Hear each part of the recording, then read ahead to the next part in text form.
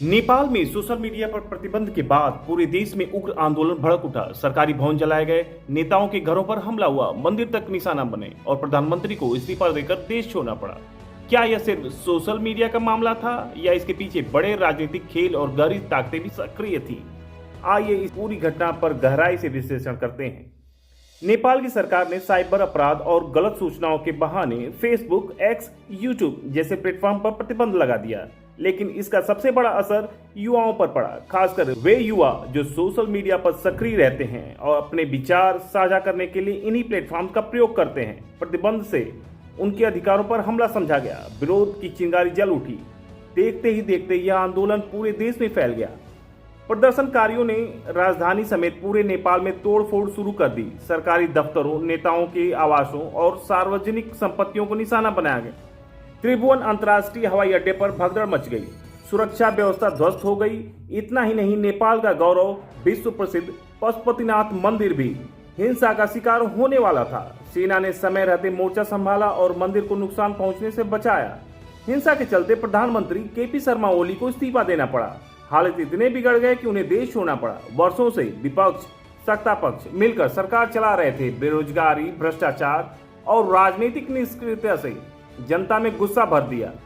कोई चुनावी प्रतिस्पर्धा नहीं, कोई जवाबदेही नहीं, सब मिलकर सत्ता चला रहे थे। सोशल मीडिया पर प्रतिबंध ने उस दबे असंतोष को विस्फोट का रूप दे दिया।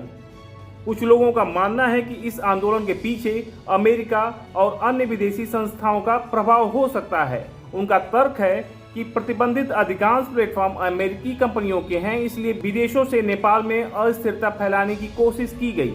कहा जा रहा है कि मिशनरियों और बाहरी फंडिंग के जरिए आंदोलन को हवा दी गई।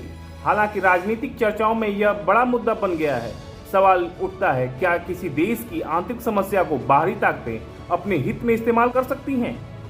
यह सही है कि सोशल मीडिया पर गलत सूचना, नफरत और साइबर अपराध बढ़ रहे हैं, इसलिए सरकार का सख्त होना आवश्यक भी है। लेकिन इस सख्ती ने अलग ही मोड़ ले लिया है।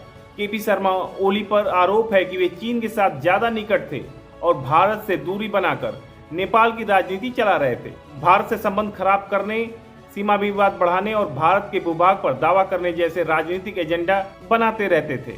इससे नेपाल में अस्थिरता बढ़ी, जनता का विश्वास सरकार से उठ गया।